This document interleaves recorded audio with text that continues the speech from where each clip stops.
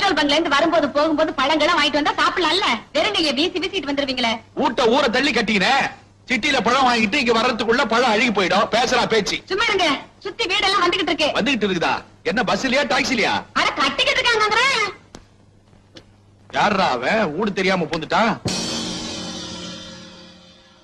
யாருங்க இந்த ஆளு? நம்ம வீட்டுல வந்து கதவை தாப்பா போடுறாரு.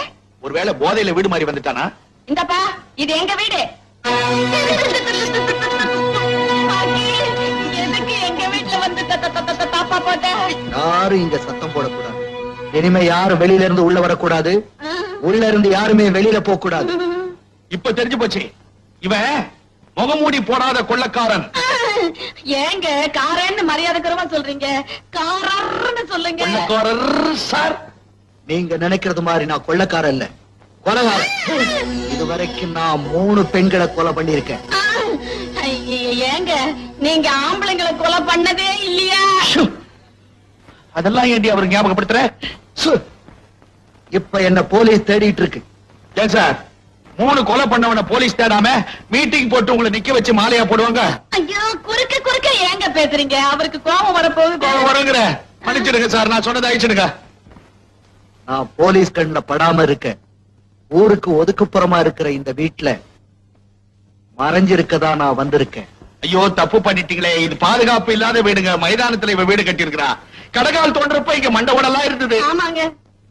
அதெல்லாம் நான் பாத்துக்கிறேன். நான் இங்க தங்கி இருக்கும் போது என்ன காட்டி கொடுக்க நினைச்சீங்க, குருவி சுடுற மாதிரி சுற்றுவேன். முதல்ல அந்த துப்பாக்கி கீழே போடுங்க. இன்னும் கொஞ்ச நேரம் அப்படியே பிடிச்சுக்கிட்டு என் புருஷன் உயிரை விட்டுடுவாரு. எனக்கு மாங்கல்ய பிச்சை கொடுங்க. நான் சொல்றபடி நடந்தா உங்களுக்கு எந்த ஆபத்தும் வராது. என்னங்க எப்படி நடந்துக்கணும்? எப்படி நடந்துக்கணும்? நீங்க முதல்ல ரூமுக்குள்ள போய் படுக்கிறீங்க. அதாவது நான் மட்டும் ரூமுக்குள்ள போகணும், என் சம்சாரத்தை இங்கே விட்டுட்டு போகணும். அதானுங்களே அவர் சொல்றபடி கேட்டுக்கோ. நீ ஒரு ஆம்பளையாட்டம்.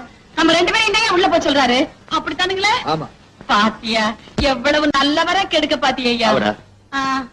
எனக்கு வளவளன்னு பேசினா பிடிக்காது. முதல்ல ரூமுக்குள்ள போய் ஓடி ஓடி வாங்க. எல்லாம் இங்கே வா. அதான் சொல்லிட்டாருல்ல.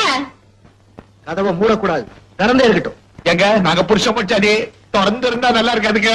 ஐயோ சரின்னு சொல்லுங்க. சரிங்க. இல்ல கையே கதவு தன்னால முடி.